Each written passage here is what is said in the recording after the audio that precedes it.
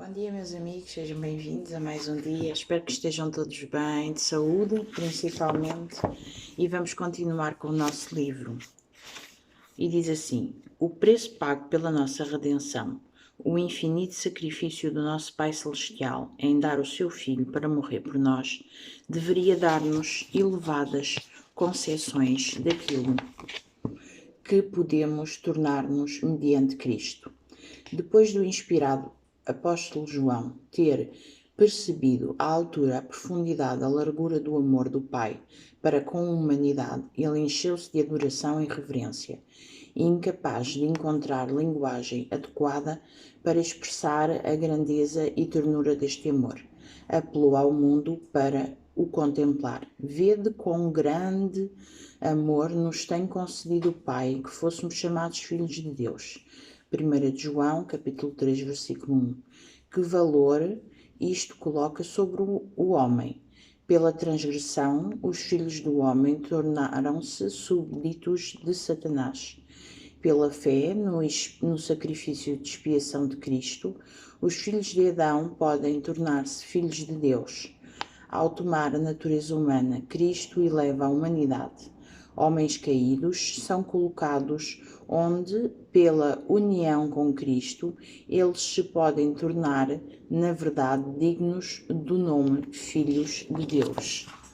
Independentemente do pecado, nós temos a convicção que, ao Jesus morrer por nós, nós podemos ser chamados de filhos de Deus. Quem já foi às águas batismais e se batizou é filho de Deus. Não é que os outros não sejam filhos de Deus, somos todos filhos de Deus. Só que nós temos que seguir as regras de Deus. E as regras de Deus é os 10 mandamentos.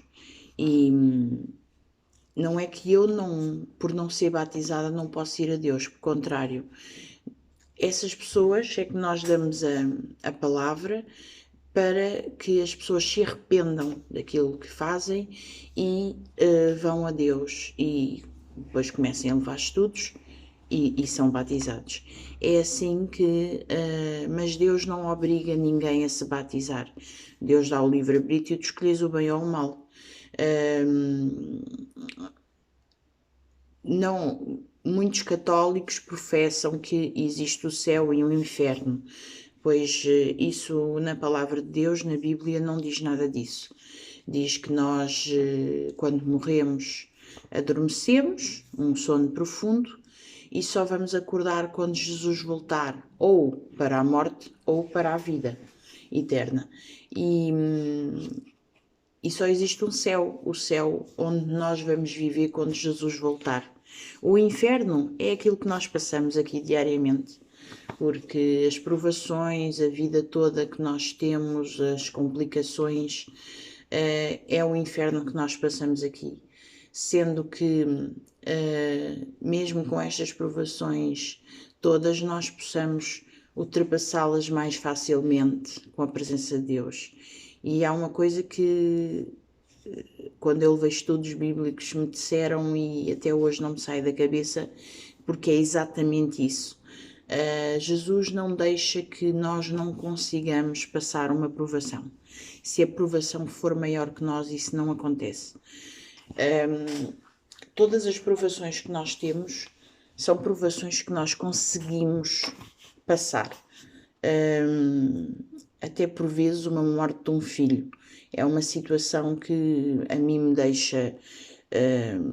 agora, neste momento, já me deixa confortável, porque já falei com Deus, porque sei o que Deus tem dito pela Bíblia para cada um de nós. Nós sabemos que os filhos são emprestados, ou seja, saem da nossa barriga, somos nós que tomamos contas deles, mas foi Deus que nos enviou aquele filho.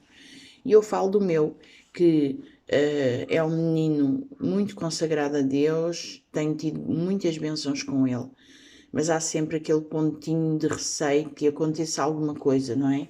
Mas eu acredito em Deus. E se isso tiver que me acontecer na vida, é sempre por uma boa causa. Ou porque o Afonso veio dar um exemplo de vida a alguém aqui, ou porque há crianças que morrem em tenra idade.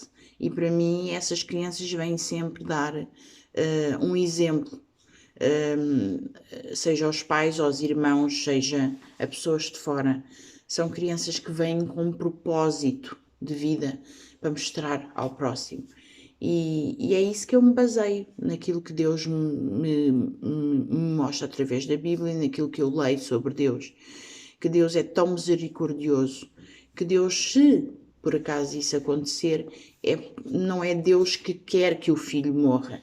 São situações da vida que por vezes acontecem, em que nós temos que entender o preceito de Deus para a nossa vida. Este amor não tem paralelo. Filhos do Rei Celestial, preciosa promessa, tema para a mais profunda meditação. O incomparável amor de Deus por um mundo que não o amava, que não o amava. O pensamento tem um poder subjugante sobre a pessoa e submete a mente cativa à vontade de Deus. Quanto mais estudarmos o caráter divino à luz da cruz, mais veremos misericórdia, ternura e perdão, unidos com equidade e justiça, e mais claramente discerniremos evidências inumeráveis de um amor que é infinito e de uma terna compaixão que ultrapassa a simpatia e o amor de uma mãe ansiosa por um filho desviado.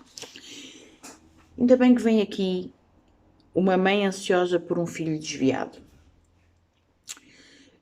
Conheço muitas mães que oram pelos seus filhos que estão desviados da igreja.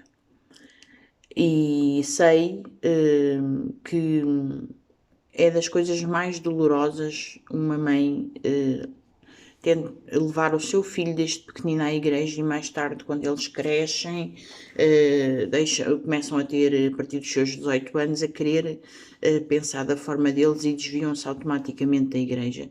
E conheço mães que passam o tempo todo a orar sobre isso, porque querem que os seus filhos voltem, com certeza. Imaginemos isso em Deus, que podemos ver pela história da ovelha perdida, não é? Que é uma história com muito significado, que nos mostra exatamente que Jesus tinha aquelas 99 ovelhas, mas a 100 perdeu-se e ele não deixou de procurar aquela ovelha. Porquê? Porque aquela ovelha era muito importante no rebanho, porque fazia parte do rebanho. E Jesus e Deus fica muito triste quando há um filho que se desvia da sua igreja. Eu conheço um caso em que está totalmente desviado da igreja e eu oro todos os dias por essa pessoa. O meu filho ora também por essa pessoa e ele continua desviado.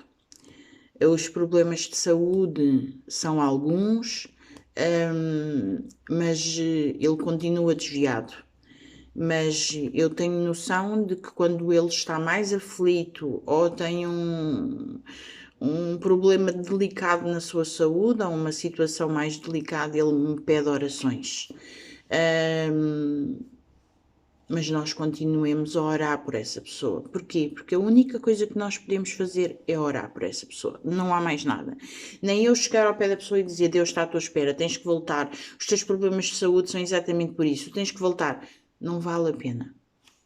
Porque Deus diz que a única coisa que nós podemos fazer pelo nosso irmão desviado é orar. Deus está no alcance dessa pessoa. Nós pomos a sementinha, Deus faz o resto, quando por acaso damos um testemunho a alguém. Em relação a um irmão desviado, também é exatamente isso. Como falo de irmãos, falo de filhos, falo de maridos, falo de pais. Toda essa situação deve ser a única coisa que nós podemos fazer, por mais que nos sintamos tristes, é orar por essa pessoa. A oração de intercessão tem muito poder. E tem um poder extraordinário em que já houve situações de problemas de saúde, problemas de trabalho e tudo, em que várias pessoas intercederam e Deus agiu, porque Deus está lá para nos ajudar. Mas há um ponto, nós precisamos de querer ser ajudados. Se nós não quisermos ser ajudados, Deus não nos pode ajudar. Por isso nós temos que pôr a nossa mão para que Deus possa pôr a mão por cima e dizer: eu estou aqui, eu vou-te ajudar.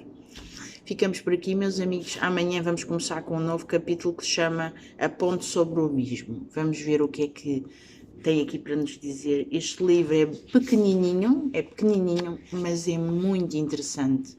E é um livro que nós precisamos de ler frequentemente, porque nos fazem estar mais perto de Deus e saber mais de Deus. Tenham então um dia muito abençoado na presença do Senhor. Amém.